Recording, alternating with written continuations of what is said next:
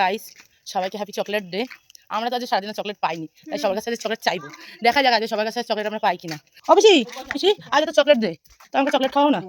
Chocolate খাওয়াও না এখন, কখন? আমরা এখানে 10 টাকা পেয়ে গেছি চকলেটের জন্য। চলো, সো থ্যাংক ইউ। বম্মার কাছে পেয়ে গেছি আমি টাকা চকলেট খাওয়ার জন্য। এই যা পেয়ে গেছে দেন। हे रहा नहीं जाता, तड़प ही ऐसी है ना। नहीं মা দাও